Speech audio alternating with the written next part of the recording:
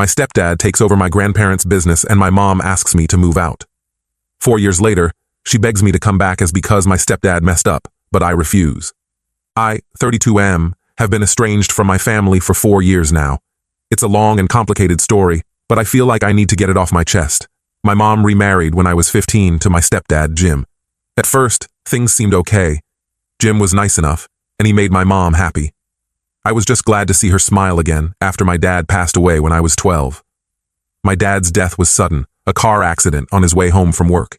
It hit our family hard, especially my mom. For 3 years, she was a shadow of her former self, barely keeping it together for my sake. When she met Jim at a grief support group, it was like watching her come back to life. I was grateful for that, even if I wasn't entirely comfortable with the idea of her remarrying. Growing up, I was really close to my maternal grandparents. They owned a successful local grocery store chain that had been in our family for 3 generations. My grandpa, Robert, started with one small corner store back in the 1960s. He worked tirelessly, often sleeping in the back room to keep the business afloat. My grandma, Ellen, was right there beside him, managing the books and caring for their growing family.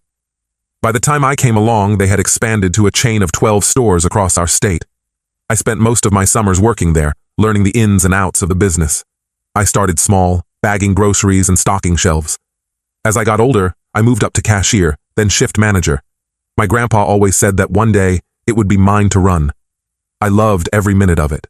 The smell of fresh produce in the morning, the chatter of regular customers, the satisfaction of a well-organized stockroom. It all felt like home to me. More than that, I loved the sense of community our stores fostered. We knew our customers by name, sponsored local sports teams, and always had a donation bin for the food bank. When I turned 18, my grandpa started involving me more in the management side of things. He taught me about inventory management, financial planning, and negotiating with suppliers. It was clear that he was grooming me to take over someday. I couldn't wait for the day I'd be running the stores myself, carrying on the family legacy. Things changed when my grandpa had a stroke when I was 25. I remember the day clearly. It was supposed to be a normal Sunday dinner at their house. Grandpa was telling one of his old stories about the early days of the store when suddenly, his words slurred and he slumped in his chair. The next few hours were a blur of ambulances, hospital waiting rooms, and tearful phone calls. He survived, but he wasn't able to manage the business anymore. The doctors said he needed rest and rehabilitation. My grandma was overwhelmed trying to keep things going. She was torn between running the business and taking care of Grandpa. That's when Jim stepped in and offered to help. At first, it seemed like a godsend. Jim had some business experience from his previous job in sales, and he promised to keep things running smoothly until I was ready to take over. My mom was so proud of him for stepping up to help her parents. I was grateful too, thinking it would give me more time to learn without the pressure of running everything right away. But as the months went by, I started noticing changes. Jim was making decisions without consulting anyone. He brought in his friend Mike as the new head of purchasing, firing Uncle Joe, who had been with us for 20 years. He replaced our local produce suppliers with a big national company, saying it would cut costs. The warm, family atmosphere of our stores was disappearing. I tried talking to my grandparents about it, but they were just grateful to have someone handling things. My grandpa's health was declining, and my grandma was focused on taking care of him. They trusted Jim because my mom trusted him. I started voicing my concerns to my mom. I showed her the numbers, pointing out how profits were down and customer complaints were up. Our loyal customers were unhappy with the changes, especially the loss of local produce. But she always defended Jim, saying he knew what he was doing and that change was necessary for growth. Things came to a head when my grandpa passed away last year. His decline had been gradual but steady. In his last few months, he was barely aware of his surroundings. But in his final week, he had a moment of clarity. He called me to his bedside and made me promise to take care of the family business. "It's more than just stores," he said. "It's our family's heart and soul." In his will, he left the business to me, with the condition that I take over within a year of his death. I was ready to step up, to honor his memory and fulfill my promise. But Jim had other ideas. He convinced my grandma to sign over her share of the business to him, claiming it was the best way to protect the family's interests. He told her that at her age, she shouldn't have to worry about business matters. When I confronted him about it, he told me I was too young and inexperienced to run things. He said I should be grateful that he was there to save the business. I was furious. This was my inheritance, my grandpa's legacy. I went to my mom, expecting her to back me up. Instead, she sided with Jim. She told me I was being ungrateful and that I should trust Jim's experience.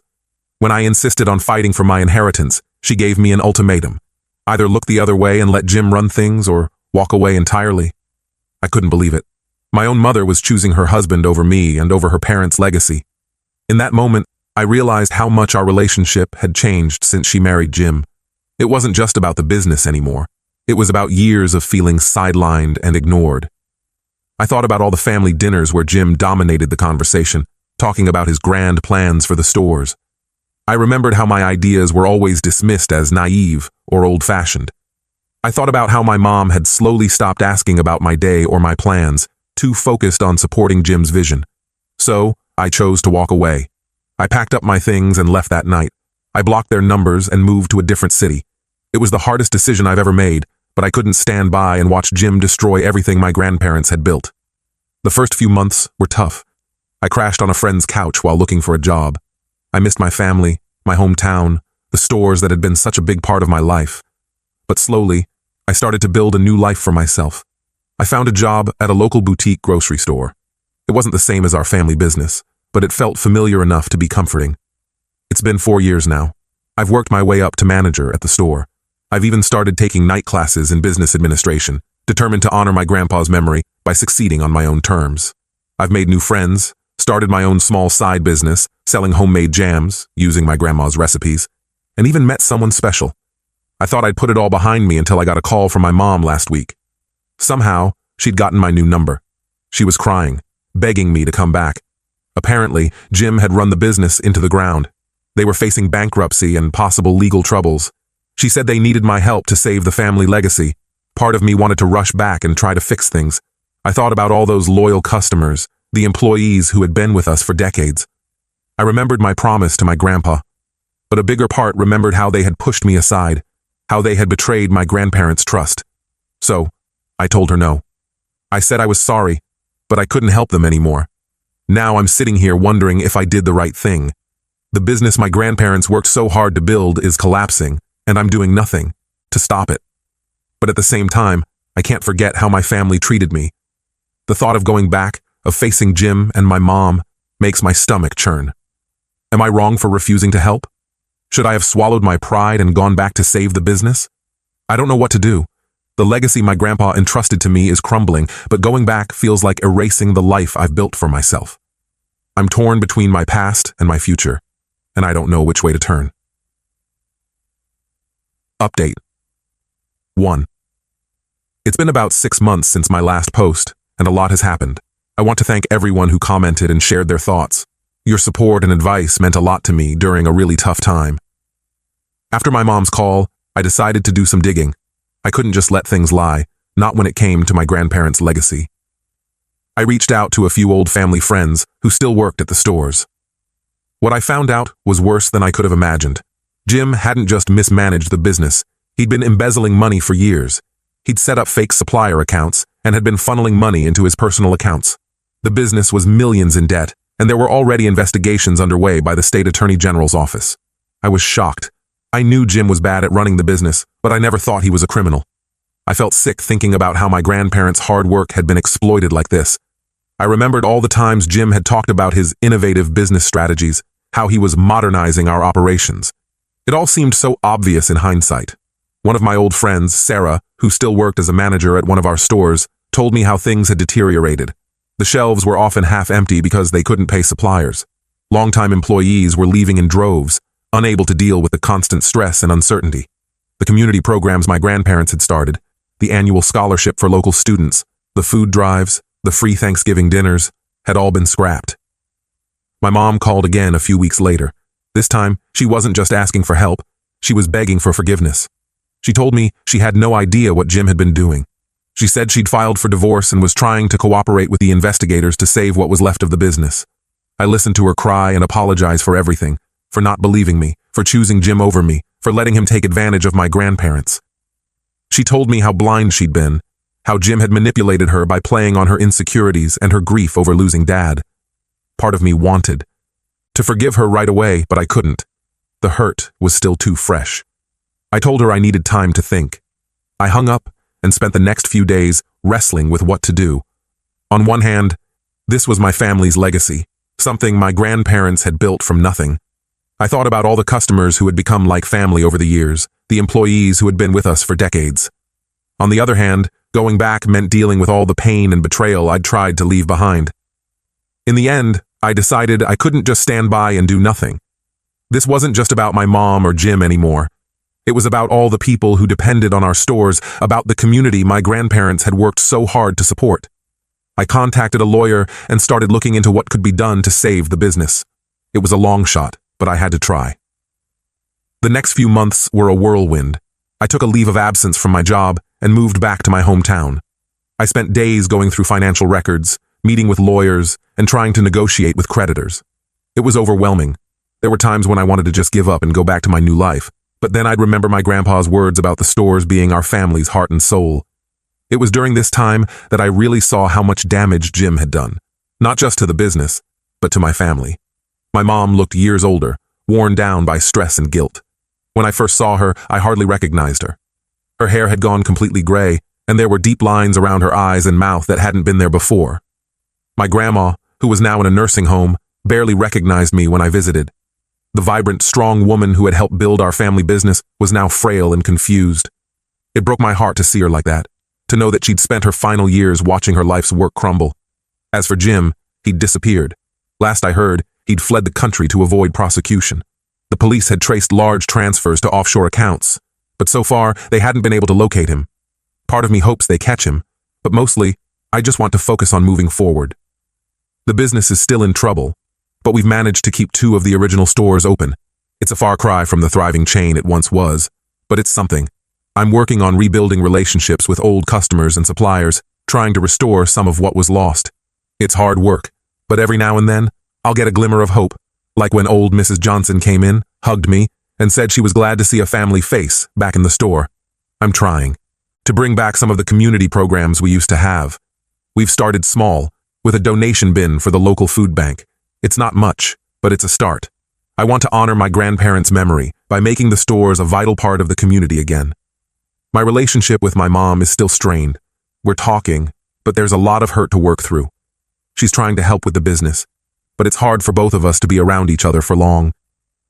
There are moments when I see flashes of the mom I remember from before Jim, but then the memory of her betrayal comes flooding back. I'm not sure what the future holds. Some days, I wonder if I made the right choice coming back. But then, I'll have an old customer come in, telling me how glad they are that we're still here, and I remember why I'm doing this. It's not just about the business anymore. It's about honoring my grandparents' memory and trying to salvage what's left of my family. It's about keeping a promise I made to my grandpa. It's hard work, and I'm not sure if we'll succeed, but I know I have to try. For now, I'm taking it one day at a time, hoping that somehow we can rebuild what was lost. Update 2. It's been almost a year since my last update, and I wanted to share where things stand now. The past year has been one of the most challenging of my life, but also one of the most transformative. First, the business. After months of negotiating and restructuring, we managed to keep 3 stores open. It's a far cry from the dozen we once had, but it's stable. We've gone back to the basics, focusing on quality products, personalized service, and community involvement.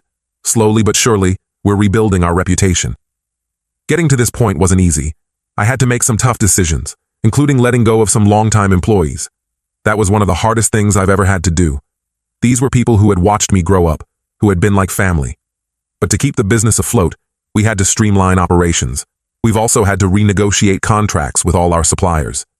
Many of them were hesitant to work with us again after what happened with Jim. I spent countless hours in meetings, explaining our new management structure and plans for the future. Slowly, we're rebuilding those relationships. The legal issues are mostly resolved. Jim was eventually caught trying to enter Canada with a fake passport. He's now been extradited and is facing charges for embezzlement and fraud. Seeing him in court was surreal.